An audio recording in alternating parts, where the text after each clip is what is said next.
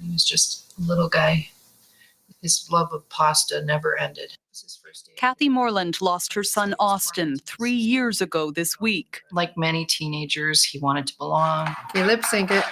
Moreland says Austin struggled with anxiety and mental health issues. By his mid-teens, he was experimenting with alcohol, pot, and later meth. He tried to become sober a number of times. But his mother had a tough time getting him into a suitable treatment program. In June 2020, after celebrating his graduation, Austin died of fentanyl poisoning.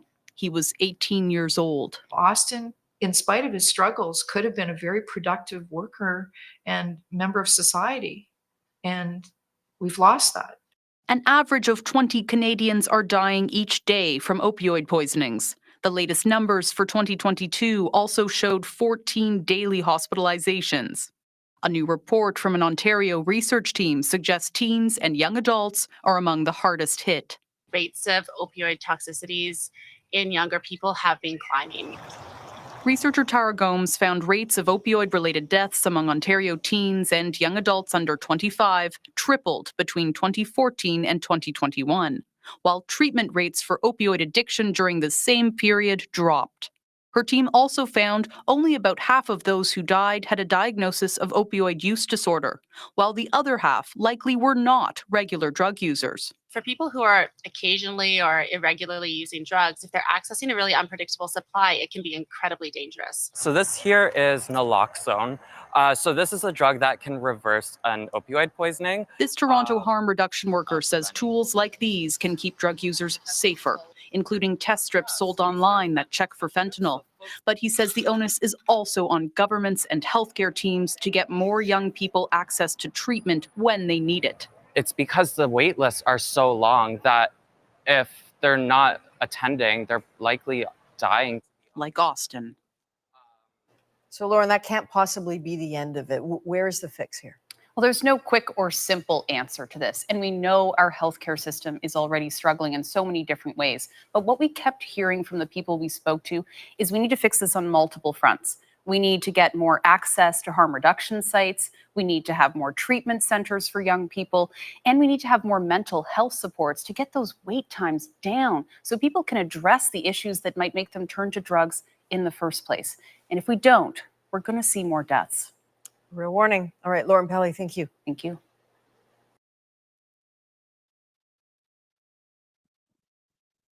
It's important to understand that everyone in the world has addictions, or rather natural addictions, to things that are good, like food, water, and sleep. These natural addictions are important for our health and survival, and without them, we would not hunger or crave the things we need to survive. Now, we aren't exactly born with these natural addictions. Our body creates them. Let's look at an example. When you bite into an apple, your brain says, yum.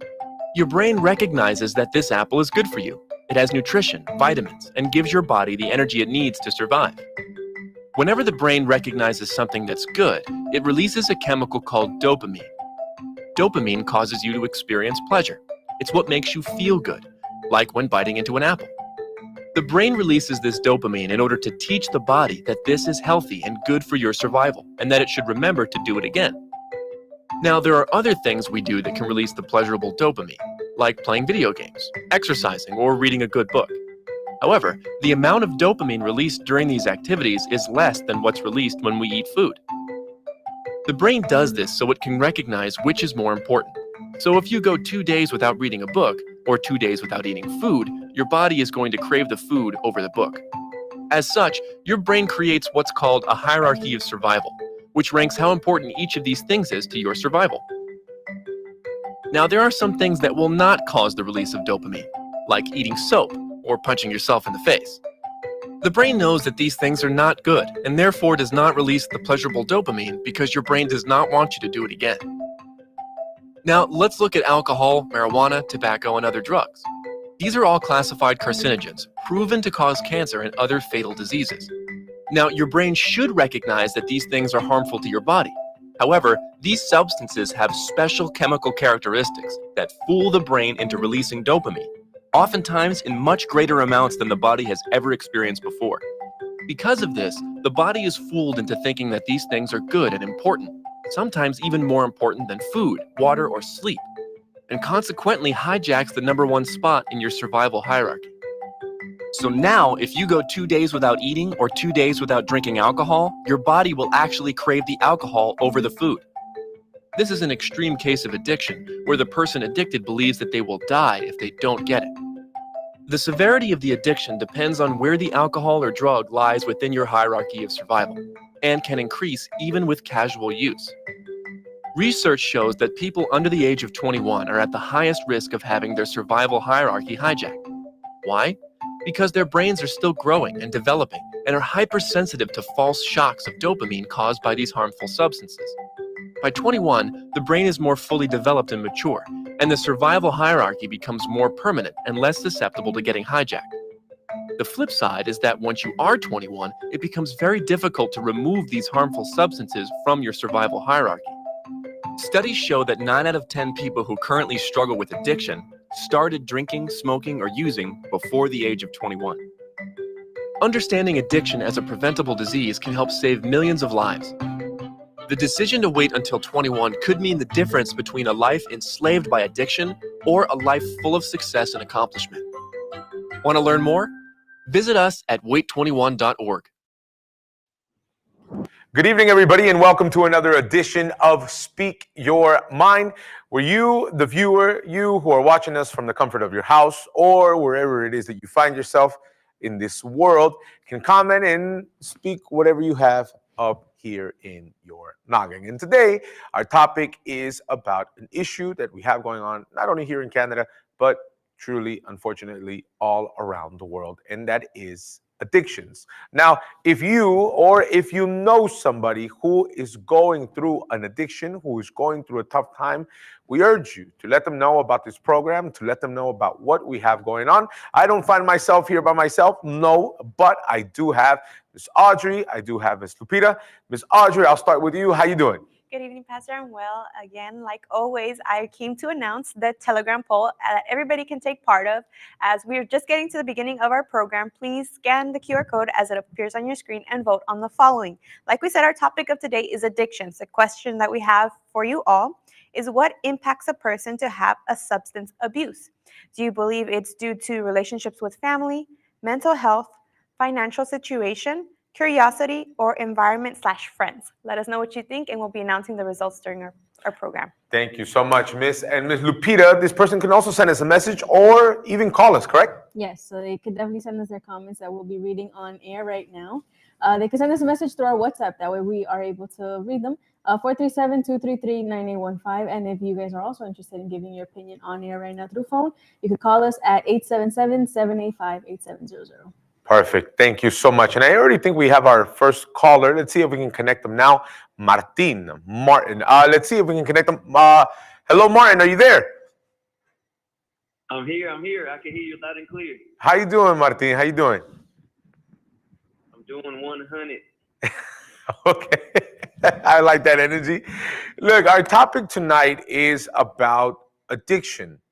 Now, do you think, Martin, that there are different factors that affect somebody or bring somebody into addiction. Do you think more or less it has to do with their family? What do you think, Martin, drives somebody to overuse drugs? I have to say it's it's their environment. It could be a bunch of reasons. Family problems. They want to escape from reality. They have something inside of them that is keeping them depressed, and it's like a way to escape from reality. From the problems that they're going through. It gives you like a false sense of hope, a false sense of satisfaction. Now, Martin, I'm going to be putting some photos right now, not in any specific order, but photos that we received of you back then. You were addicted to drugs a while back, a long time ago, correct? Yes. What were you addicted to, if you don't mind me asking? Well, we're on live television, was, I'm going to ask. I was addicted to weed. Okay. The weed I couldn't let go of, but I was also trying other drugs. Like I was also popping Percocet. I was sniffing cocaine. I was drinking alcohol, and using weed. Now, Martin, let me ask you then, what do you think is what drove you to use drugs or to use alcohol? What drove me was my friends, because everyone around me was smoking weed and doing drugs, and it was just like, in my mind, I thought it was just the thing to do, and so I tried it, and I felt good off of it, and I started trying it more and more and more, and eventually it was just something to do. Do you know more or less, Martin, how long, months, years were you using drugs for?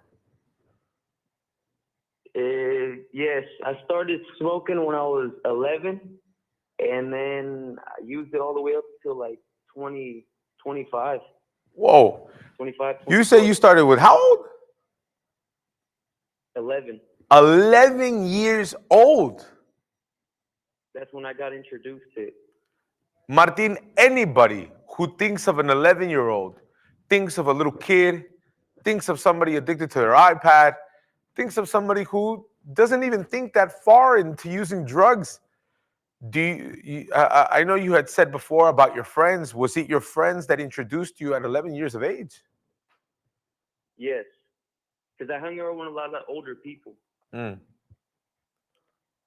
around with gangs, and that's how I got introduced to drugs. Now, I know later on in the bit you're going to tell us, I guess, what changed for you. But would you ever try to stop on your own? I have. I've tried stopping on my own, but I just couldn't. What would you do? I couldn't stop. Like I would stop for maybe a week, couple days, but then I'd get back on it.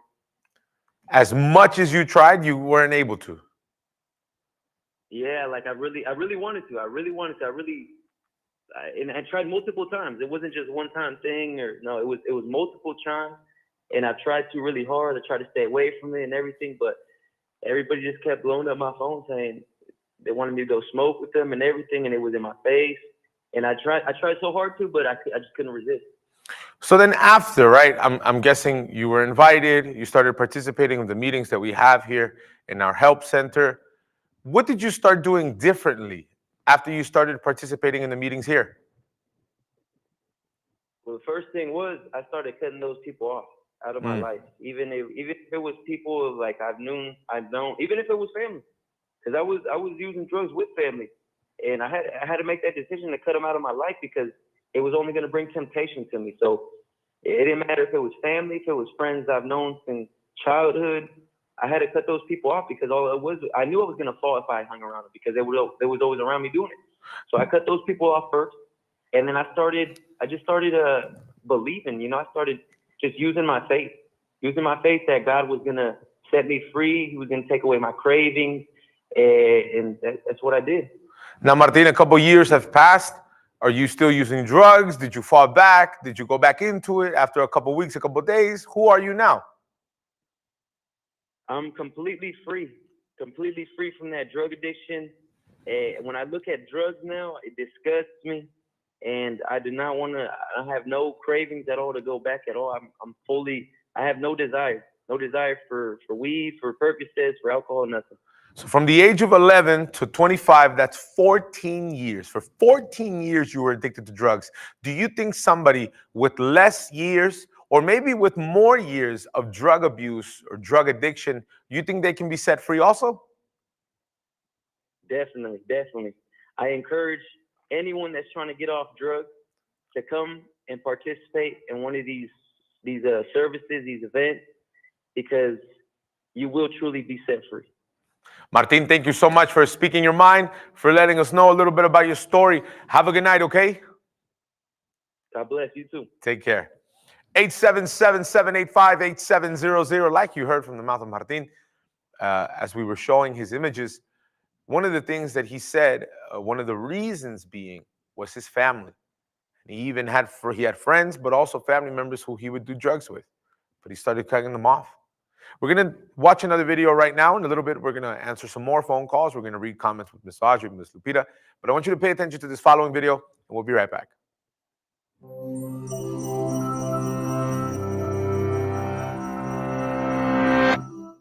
Most people will take a pill, receive an injection, or otherwise take some kind of medicine during their lives. But most of us don't know anything about how these substances actually work.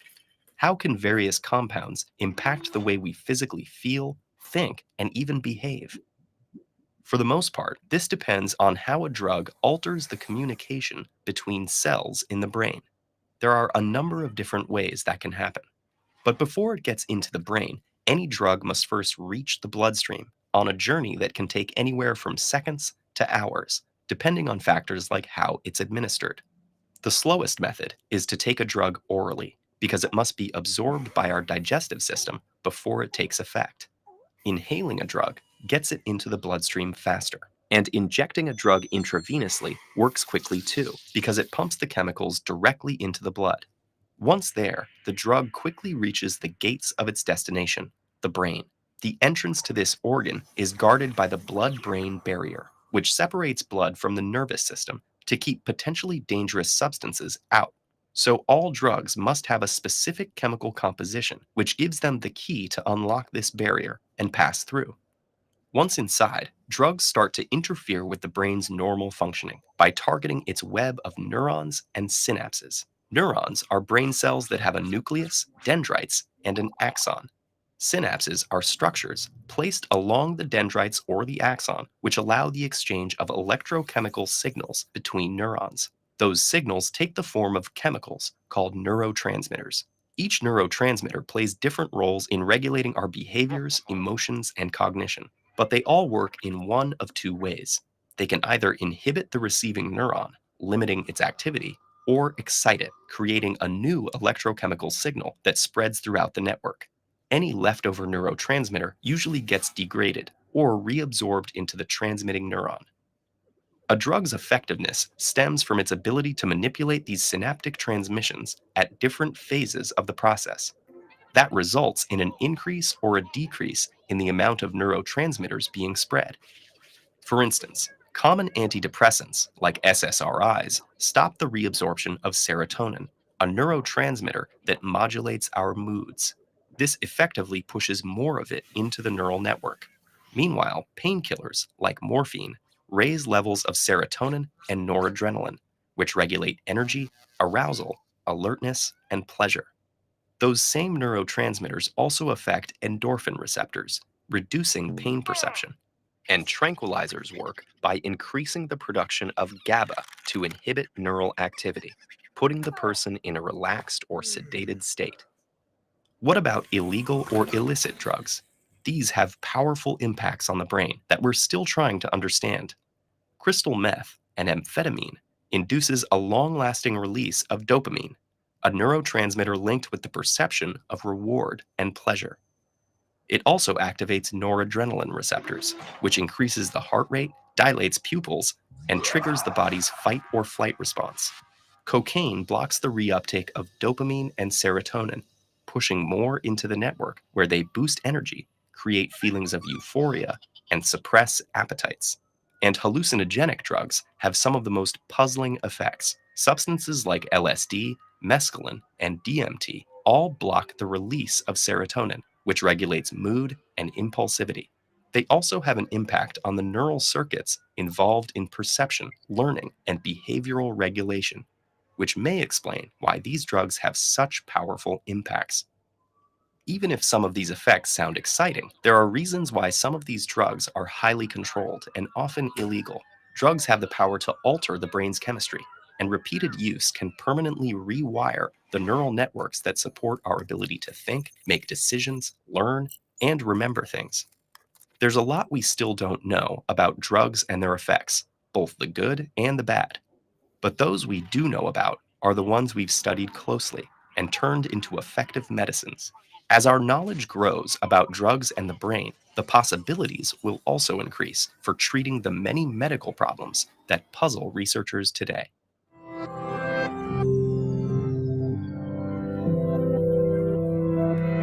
This is the new young face of fentanyl addiction, before and after. 22-year-old Katie Mather, forehead and chin clawed open by her own fingernails because the use of fentanyl makes her skin crawl. I spot her on the Strip, Surrey's infamous drug hangout, and ask if she'll talk to me. She puts cover-up on her raw skin. So I'm literally just did my mascara and I'm good to go. Katie settles in to tell her story. There you go. Perfect. How she ended up living on the street 3 months ago, addicted to fentanyl. Well, I've been using, it's actually funny. Well, not funny, it's terrible. I have a really addictive personality. I've always been like addicted to something, whether it was shopping or Facebook or whatever. And I did an Oxy. I got addicted right away. And then I found a regular dealer and I started picking up all the time. I remember the day the fentanyl came out and my dealer said, you know, I've got these new pills. They're fake oxys. He didn't tell me they were fentanyl because nobody knew what fentanyl was yet. He just said they're 100 times stronger and they're only $5 more. And I was just like, okay, because I was getting a pretty high tolerance at this point. Oxys, OxyContin, led to fake 80s, fentanyl posing as OxyContin. Immediately, Katie wanted nothing else. I could buy one of these fake 80s, put them into 4 lines, and 2 lines would last me a full day. That's how strong it was. And if I did a full pill, I would OD. Katie says she's overdosed 11 times, most recently a few days ago, brought back by paramedics or friends on the Strip who have naloxone, the powerful opioid antidote. Every time I do dope, I know I'm taking a risk. I know that I might die, but like it doesn't matter how many times I've OD'd, I still use the next day because the withdrawals are so bad. Katie has been in the news before. She and her sister attacked by a Rottweiler cross back in December. Katie was badly hurt and spent time in hospital. She says that cemented her addiction to fentanyl. As she talks, blood starts to seep through her makeup. Katie, you're 22. Why would you risk this? Well, at first it was just fun, right? It was just for fun. It was just a party drug that, and there's been some things that I've gone through and it helped with a lot of pain. And especially after, that dog attack, I just couldn't stop, I ask Katie if she worries about herself and her future. Sometimes. I don't know. I just like to take things one day at a time, right? I'll kind of just go with it and hopefully, hope for the best. For now, the best Katie can hope for is to wake up from her next fix of fentanyl. Eric Rankin, CBC News, Surrey. Katie's story is an unfortunate reality of what we see in any part of the world that we live in. But if you are someone who is going through addiction right now, you probably lost everything. You lost your home, you lost your family, you lost your job. You're losing yourself. There's a way out. Ms. Audrey, I think we have a little bit more comments regarding our topic, correct? Yes, Pastor. We have here Nelly that says like this. I cried when I saw a couple who were on the streets living a decent, that weren't living a decent life. Addiction is a very debilitating illness. Nobody wants to live on the streets and sell their body, but this addiction has made them lose their sense of mind. Every addict is a human being that deserves to live a normal life as possible. We should create centers to help them as much as we can. And we also have Javier that says like this. I had a friend that I tried cocaine with when I was 18. He introduced it to me and I loved it once I tried it. I handed him some money the next day and said, "Here, some more cash. Get us some more for tonight." I'll never forget his response. "I think you'll like it a little too much, so let's not." I never tried it again, and I can't help but feel that he helped me dodge a major bullet. Pastor, a lot of people, as we have seen and heard, many people have tried it out of curiosity and because a friend says so, or because they are curious to see what it feels like, what it tastes like, the sensation of it all. And unfortunately, we see those cases where they lose themselves completely due to this drug because they are helpless. And there's other people that, like his case, thank God he didn't get influenced by this. After trying it only once, it can, be serious to someone that is struggling with addiction. And you can even have friends who, Lupita, they kind of even change their minds, last second. And, I commend that friend that at last minute was like, well, you know what? I think if we go down this route, I think it's going to be a big problem. Ms. Lupita, do we have any more comments? Yeah, we have Tawny here that says, every drug makes the brain function differently. There's a change in your brain that makes it hard for drug users, harder for them to stop. Some people get addicted from psychological reasons, mental reasons, and your home environment. Symptoms of being addicted is you feel the need to do drugs every day, even if you don't have the money or time to.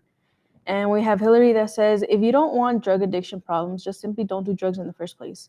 If you do get into drugs, just remember, every time you feel good, you will twice as bad when you stop using it. So we have these people that leave those comments. What was her name? Hillary? Thanks, Hillary. If I don't want drug addiction, don't do drugs. What a very mesmerizing, very revolutionary thing to say. Fortunately, there are people who aren't that strong, Miss Hillary. When we find them, we'll point them to you since you have all the answers. And I think we have another phone call now. Let's see if we can connect them in this moment. I think we have Madeline. Miss Madeline, can you hear me? Yes, hello. How you doing, Miss Madeline? I'm doing good. How are you, sir? Good, good, good. Miss Madeline, we're asking everybody the following question about addictions. Do you think an addiction is something that's more given because of a problem in the family? It's something that happens out of curiosity, something that happens just because of the friends that you're with? What do you think, or what's your mind at when it comes to how addiction can happen?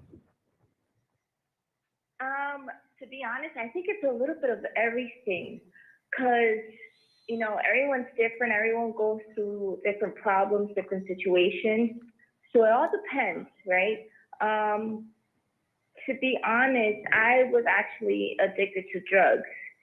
So, but in my case, it was because of family problems and because of some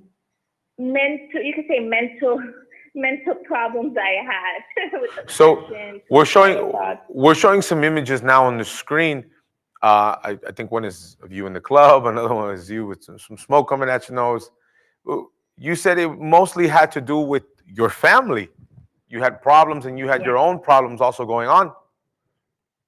Yeah, exactly. Well, the thing is, I grew up without a father. So it was really tough on me. It brought a lot of loneliness, a lot of hatred, a lot of anger. My mom had to work 2 jobs, so, to raise my brother and I. So we were basically left alone majority of the time. So I felt like no one loved me, no one cared for me, the black sheep of the family, until I got up. I think it was in high school. I got to high school, met some friends. They introduced me to drugs. I felt like they were, quote, parentheses, family. They introduced me to the drugs, and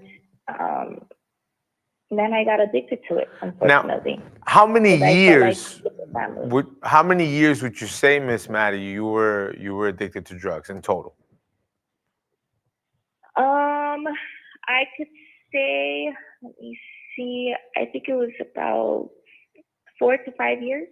4 to 5 years going out, hanging out with those friends, addicted to drugs. How did you feel inside? I know when somebody smokes weed, when somebody drinks, one is around the friends, one has a certain sensation. But truly inside, Miss Maddie, how'd you feel?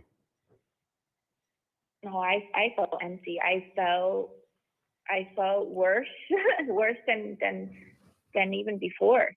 Because, like you said, in the moment, that someone is high, someone is drunk, they might feel like they're on cloud nine, right? Yeah. But after all of the effects wear off, it seems like all of the problems were still there. It just made things worse because it just made me have more problems with my family, more problems with my mother. Then it would just, the thoughts would come to my head like, oh, why did I do it? Why can't I just stop? And it just made things just worse than what it was before. Now, Ms. Maddie, finishing up, when you started participating of some services, right? Were you skeptical? Were you like, is it gonna work? Is it not gonna work? Like, what made you, I definitely was. I did have my doubts and my questions in my head. I to be honest, I thought I was a lost case. I didn't think that coming to church or come to the services will help me with my situation. Because I was always told growing up that I was a failure, that I wasn't good for nothing. So, I always thought like, okay, if doctors couldn't help me, because I did go to doctors, I did, even speak to psychiatrists, and they weren't even able to help me. So I questioned and I doubted, like, how is, church or services or even God going to be able to help me? Now, Ms. Maddie, I saw myself as a lost case.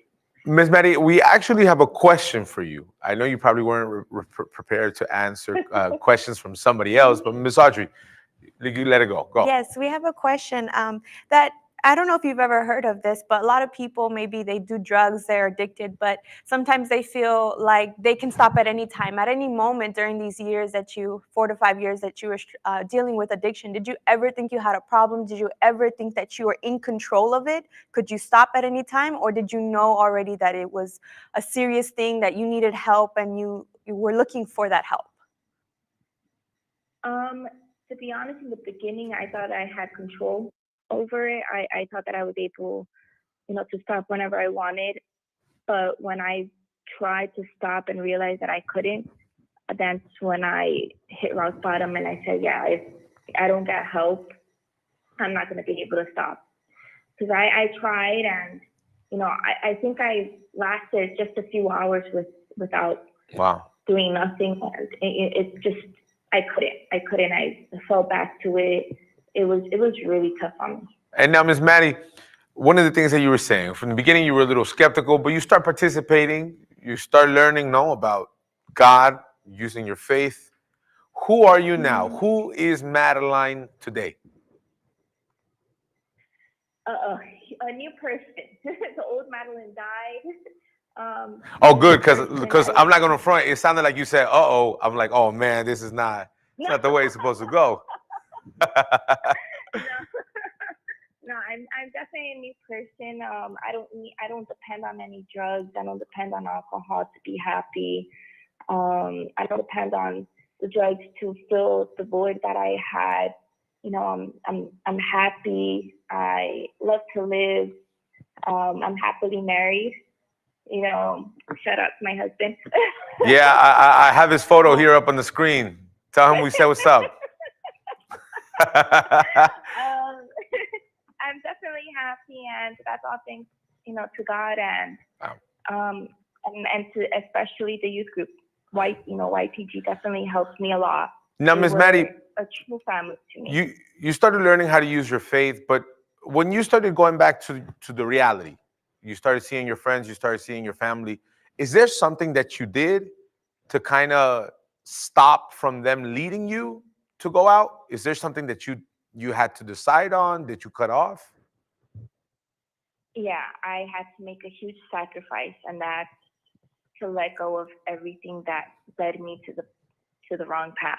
Mm. You know, when I started coming, and it was so crazy because I remember the first month, it was every single weekend they will, hit me up saying, "Oh, let's go. I got tickets to this concert. I got tickets to this club. Let's go. I'll pay for everything." And at that, when I was doing the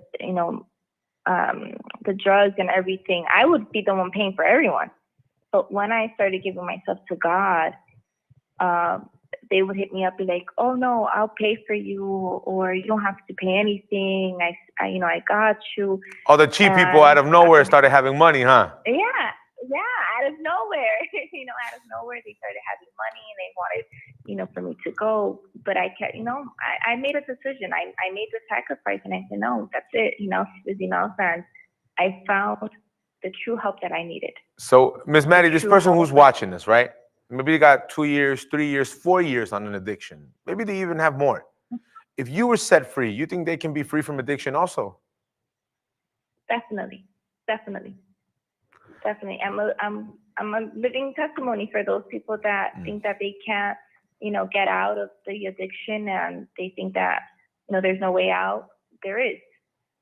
They're listening to one. Ms. Maddie, thank you so much for speaking your mind, for sharing your story. Have a good night, okay? Thank you for having me. Thank you. Good Thank night, you. Tell your everyone. husband we said what's up. 877-785-8700.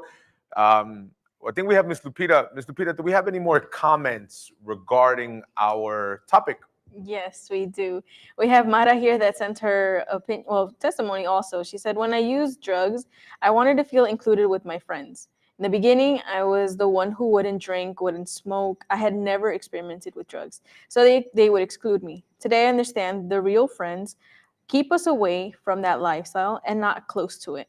And we have Nina from Scarborough also. It says, "It's been 2 months since I stopped using the drug.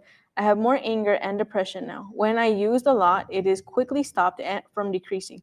I have a heart beta when I have tension. I did not receive any treatment with the help of a doctor. Sometimes I'm scared to death. I'm desperate to get help, get back to normal. Can you give me a suggestion, sir?" Nina, right? Yeah. Nina, I want you to pay very, very close attention. First and foremost, you said, can you read that first part again, Lupita, of the one where after she says she feels a little bit more angry or depressed or anxious? Yeah, so she says, "It's been 2 months since I stopped using the drug. I have more anger and depression now. When used a lot, it's quickly stopped from decreasing." Okay, right there. You see right there, that is, I think, one of the biggest misconceptions that we have. And I tell you because I used to say the same thing. I used to say that marijuana used to calm me down. Drinking alcohol used to calm me down. But in reality, no. Smoking weed used to make me feel lazy. It used to make me feel hungry. Drinking alcohol used to burn my throat, used to burn my stomach. We sometimes fall into what a lot of people around us can tell us about said things. You heard from Maddie, you heard from Martin, you heard from some other people that commented that at the end, deep inside, they didn't feel good. You feel anxious, depressed, angry, not because you don't have the drugs. If I'm keeping it 100 with you, that's what you have. When there is no drug present, that is what you are. And I'm not saying that to condemn you. On the contrary, I'm saying that to help you. Because I used to be somebody depressed. I used to be somebody angry. But I'm not that anymore. And you can be free also. Before I show you how you can be free, I want to show you and everybody else who's watching us how addiction happens. Pay close attention.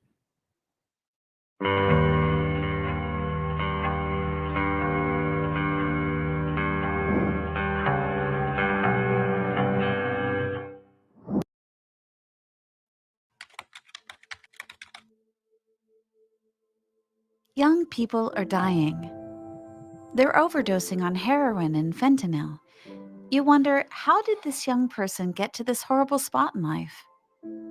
Let's turn back the clock.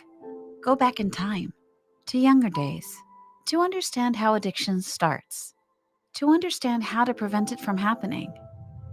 While each addiction situation is different, there are generally 3 ingredients. First, teens have a lot to cope with. Many teenagers are trying to figure out, who am I? What is my identity? And there is stress. When teens were asked, they said the number one reason they used drugs was to deal with the pressures and stress of school.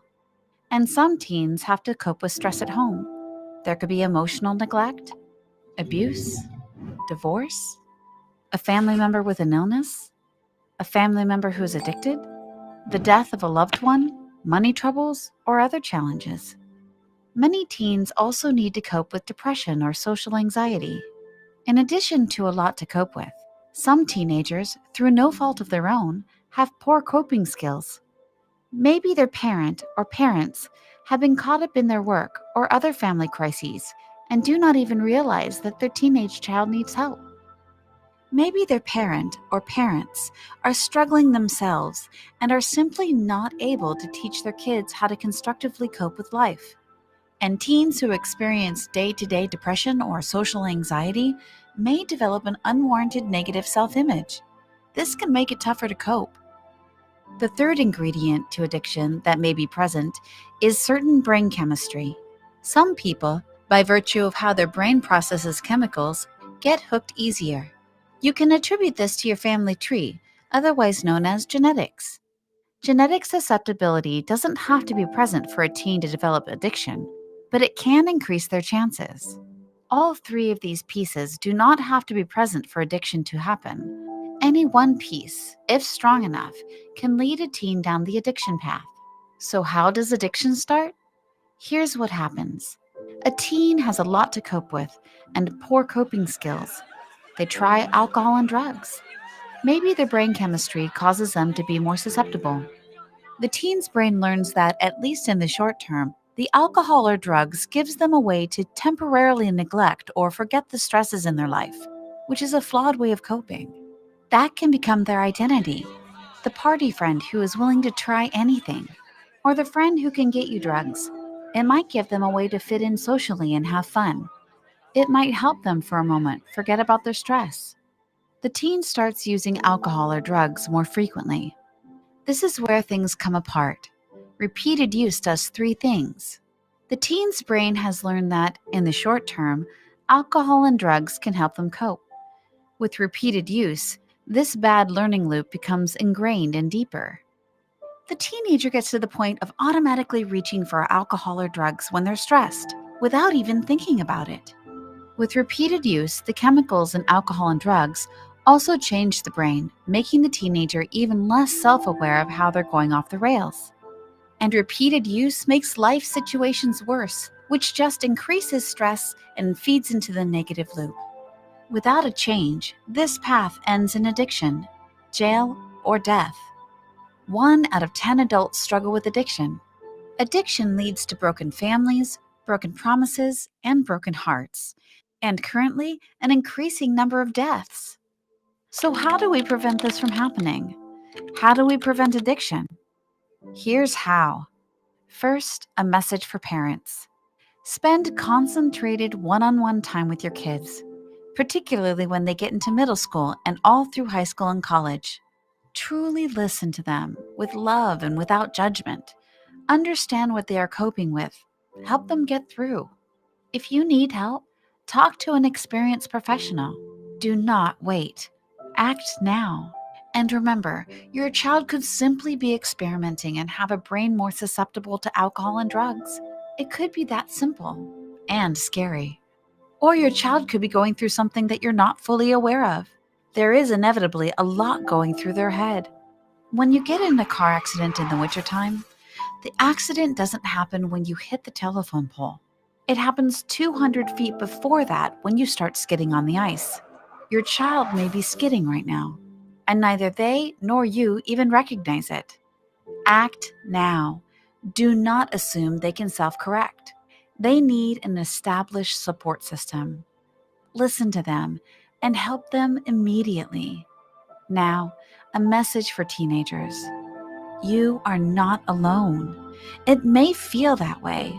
Who else could be going through this or having these thoughts? But whatever you're experiencing, many others have experienced this too, and they've come out happy on the other end.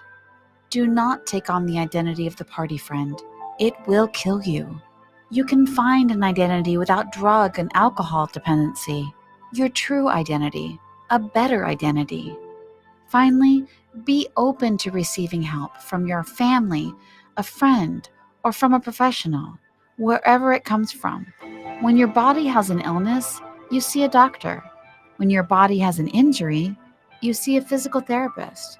But what about your brain? When you're on a bad path, a therapist can help you get on the positive one. The therapist can help you step back, gain perspective, and develop strong coping skills no matter what life throws your way, like a personal trainer for the brain. Getting help is a strength, not a weakness. You deserve to be truly happy. You deserve to be comfortable with your own thoughts. You can be. Peace and love. In memory of our oldest son, Alex.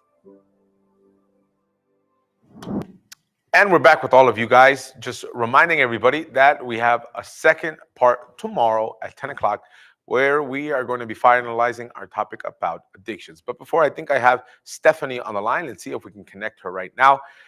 Steph, can you hear me? Yes, I can hear you. How you doing, Miss Steph? I'm doing well. Good, good, good. I'm How glad. are you? Now you're doing well, correct? Very cool. Yes, now I'm doing well. Per- Doing good. Perfect, perfect. One of the questions that we're asking everybody about addictions is what you think causes somebody to go to drug use. Do you think it has to do more with the family? Do you think it's a personal problem? Do you think it's the friends? What do you think? Where's your mind at when it comes to somebody getting invested fully into addictions? I think it's more of a family, but at the same time, it's like mentally, no? Because Okay. sometimes they receive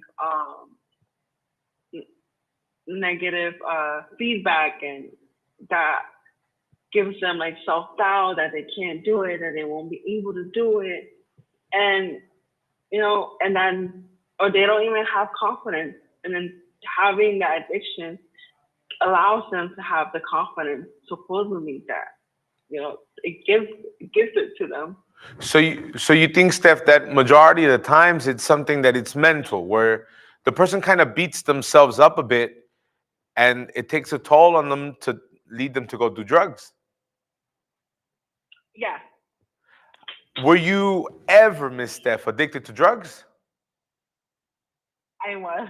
What were you addicted to? I was addicted to weed, marijuana, for a certain amount of time. And when that didn't suffice my body, when that didn't, give me the pleasure, if one did, at the very first day, it lead to alcohol. So then it was like a whole mix of different, I guess, chemicals inside me, trying to get rid of what I was feeling at that moment. Now, Steph, for you, what was it? What brought you? Was it your friends? Was it a problem? Was it you inside and your own thoughts? What do you think led you to use drugs? For me, it was more of a family thing, because I was in need of a father figure. My father passed away when I was just 9 years old. As a girl, as a female, we always are called the daddy's girl, because everything we want is daddy. But I didn't have that. I had it at a certain age, but like at my teenage, when I needed it most at that moment, it was like, oh my God, it was like that emptiness of a father figure, that emptiness that I needed my dad, and seeing everyone around me with their dads having that, special moments with their dads. Yeah. Well, like, oh, it hurt more than to actually be like, oh, I don't, I could do it. Sometimes I would seem the strong one, but coming back home, I was like, oh, that hurt, because Yeah. it's like, I wish that was me. Now, Steph, usually when somebody drinks, when somebody smokes, they kind of do it to take their mind off things, trying to numb the pain, if you will. What would you feel, even if you were feeling good at a club, at a party, even if you were feeling good, drinking, smoking, inside of you, how would you feel? Inside of me, honestly, it was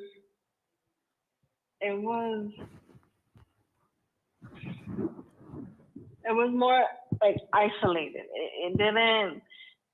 I still, on the outside, it looked like I was happy. I was having fun. I was with my friends. I was with people. But inside of me, I was still sad. I was still lonely. I was still like I just wanted to be isolated. But still, I was,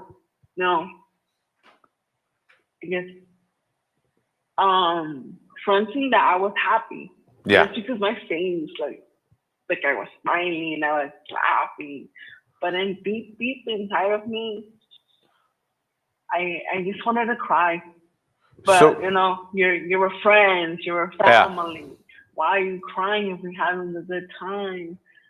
But now, Steph, I will come home after all of that. Yeah. You start participating in the service. You start being a bit, sincere. You start putting of your part. You start learning about the faith, so on and so forth. How did you start noticing that change inside of you? I started noticing that change when I didn't really, my body didn't need it no more. Like my body would reject it. I would have friends and be like, hey, Steph, let's go out. Like pull up here, let's come here, come through. And inside of me, I was like, oh, I didn't have that desire no more. Like little by little, I was like, that's not fun no more. Like that's not. You were like, that's corny. Yeah, that's not me no more. And so weird. No, yeah, I get you. And so, Steph, who are you now? Who's the Stephanie of today? The Stephanie of today is compassionate. It's happy, physically, as humans we get tired. Yeah. But Stephanie now is very happy, has peace. She doesn't argue the aggressiveness that she would have, the extreme. It's not out no more. It doesn't come out. She's very calm. She pushes, okay, make it, have peace between whatever situation she confronts. So she doesn't have this mad phase 24/7. Now, Steph, after a couple of years, you're set free. Let's say somebody's watching us right now and they're addicted. Do you think that they can be set free from addictions also? Yeah, I do agree. I agree that they can be set free from everything they're going through. Because one day I was in their position. I didn't think I was. I was going to be where I'm at today. Yeah. But if you're sincere and you really say, hey, I'm tired of all of this and I want a new change. I want peace, and you're for real about it. Go how you say, go all out, go with all your sincerity and be like, I really want this change. And the more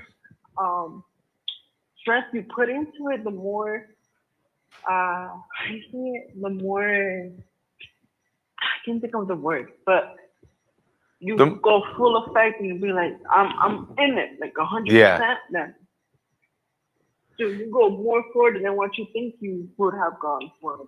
Steph, spoken like a true warrior. Definitely. I'm so happy to hear your story. You almost talking made me shed a tear real quick, but I'm gonna let that tear come back up. Steph, have a good night. God bless you. Okay. God bless you and all of your family, okay? God bless. Okay, thank you. God bless. Take care. Mrs. Audrey, stories left and right, people changing, people who once were addicted, now not addicted. What can we tell this person so that they can join us on another episode, and also what we have going on Telegram? Yes, Pastor. So like we've said that tomorrow it's going to continue. We're still going to be talking about this topic, addictions, because we have so many people that want to share their stories and want to be able to be that voice, that testimonial for someone else that is going through this problem. Maybe you have a relative that is going through a situation with drugs, addiction, and you want to help them and you are looking for some help.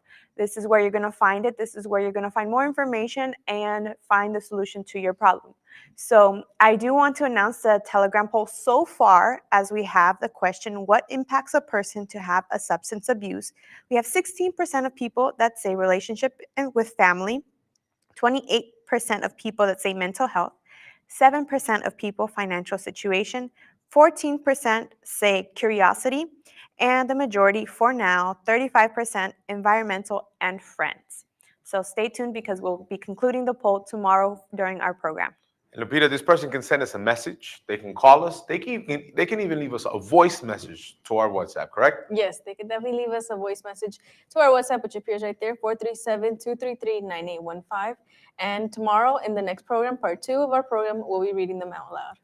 How long do you think, Lupita, till you memorize the phone number? Ballpark. Give me a guesstimate. Hopefully by Monday. Hopefully by Monday, because I see your eyes go up and down, up and down. I got the other one done. Thank you, girls. And if you're watching this right now, one of the things that I can say when it comes to a topic like this, I can't speak for everybody. One of the things I can speak about is me. I started smoking weed. I started drinking because of the people I hung out with. Not proud to say, I'm not saying they were bad people either. I just think we were in a bad place at a bad time. I just think we were doing and taking bad decisions. Decisions that we didn't know had so much repercussions. And maybe you feel like you've fallen so far down the rabbit hole that there's no way out for you. But there is, I promise. You can be free. And that's why I invite you to be with us in our gathering of faith and miracles here in Toronto. Before I show you the address, I want to pray for you. I want to pray for you who are watching us right now. So let's do this. Only thing you're going to do is extend your hand to the screen and you're going to close your eyes. Okay? My God, in the name of the Lord Jesus Christ, I don't have gold, I don't have silver, but what I have inside of me, I give to them. You who are listening to us now, who are at the bottom of the barrel, who are weak, who say, I've tried everything to be drug-free, but haven't been able to be free, to be healed, to be cured. You're healed right now. Our God in this moment frees you from this addiction, from these shackles, from these chains. In Jesus Christ's name, be set free from all the evil.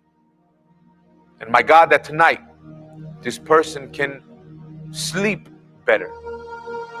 This person, when they wake up with strength. That is what I determine. In the name of the Father, Son, and of the Holy Spirit. And if you believe, so then you say, Amen. Amen. 2420 Dufferin Street. We're located here in Toronto. There you have the address. If you want, you can take a photo right now. We're on the corner of Bowie Avenue, Dufferin Street, 2420 Dufferin Street. We're about a block and a half from Eglinton, right there next to Bowie. You can take line 1 to Eglinton Avenue, take the 29 bus, the 929 bus, everything to accommodate you. You want to be free, you want to stop suffering, and this is the place for you. Sunday, 10 o'clock, I'll be waiting for all of you. Don't forget, tomorrow we'll be back live. This is your show, Speak Your Mind. Thank you for allowing us in your home. God bless. See you soon.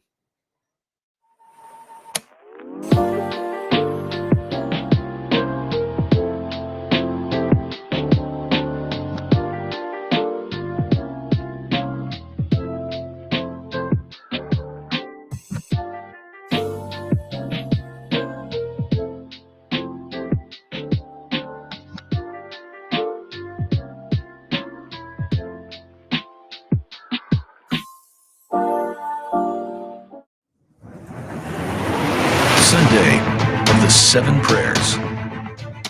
In the gathering of faith and miracles, bringing restoration to health, prayer for your deliverance, to your love life, to your family, your financial life, for inner peace, and a real and true encounter with God. There are 7 prayers that will impact your life and destroy all your troubles, bringing new life in every way. Sunday of the Gathering of Faith and Miracles. Sunday at 10 a.m. 2420 Different Street, 1 block north of Eglinton Avenue, and at every Universal Church in Canada. Join us this Sunday at 10 a.m. and discover a transformative experience. Here you'll find deliverance, When I started doing my chain of prayers on Friday, the first thing that I was delivered from was insomnia. When I opened myself during